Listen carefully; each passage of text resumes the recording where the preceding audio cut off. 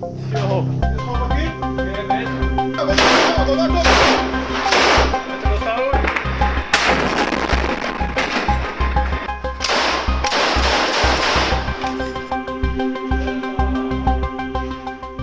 पर लंबे समय से क्रूरता कर रहे इजराइल, हमास और हिजबुल्लाह को अब तक कोई बड़ा नुकसान नहीं पहुंचा पाया है, लेकिन इजराइल के प्रधानमंत्री बेंजामिन नेतन्याहू अपने बयानों से कमजोर नहीं पड़े। समय समय पर वो एक से बढ़कर एक दावे करते रहे हैं। अब समय बीतने पर नेतन्याहू को उनके ही बयान भारी पड़ रहे हैं और उनके लिए जवाब देना मुश्किल हो रहा है। दरअसल नेतन्याहू ने अप्रैल में एक बयान दिया था कि इजराइल गाजा युद्ध में जीत से एक कदम दूर था। उसके बाद से लेकर अभी तक युद्ध जारी है और इजराइल को कोई बड़ी सफलता नहीं मिल सकी है।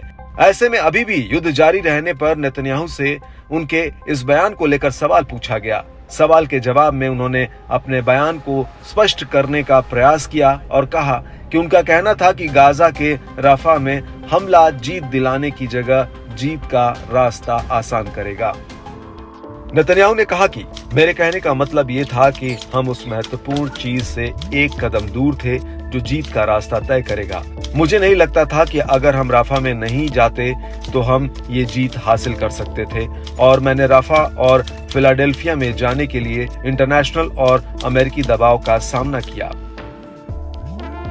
उन्होंने जोर देकर कहा कि रफा ऑपरेशन की बदौलत इजराइल अब हमास को सैन्य रूप से खत्म करने की स्थिति में है। मैं गाजा में शासन नहीं करना चाहता, लेकिन इसे हमास से दूर करना चाहता हूं।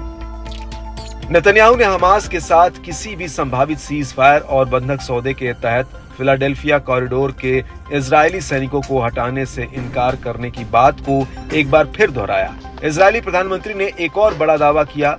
वे कहते हैं कि यदि आप सैनिक नहीं हटाते हैं तो ये डील खत्म हो जाएगी। इसके जवाब में वो कहते हैं कि ऐसी डील हमें खत्म कर देगी। आपको बता दें कि जून में संयुक्त राष्ट्र सुरक्षा परिषद ने एक प्रस्ताव पारित किया जिसमें बंधकों की रिहाई के साथ तत्काल पूरी तरह से सीज फायर की बात कही गई। हालांकि उस प्रस्ताव पर बात नहीं बनी और तब से अब तक कई बार कई प्रस्ताव फेल हो चुके हैं, क्योंकि दोनों पक्ष एक दूसरे पर लगातार असंभव मांग करने का आरोप लगाते रहते हैं।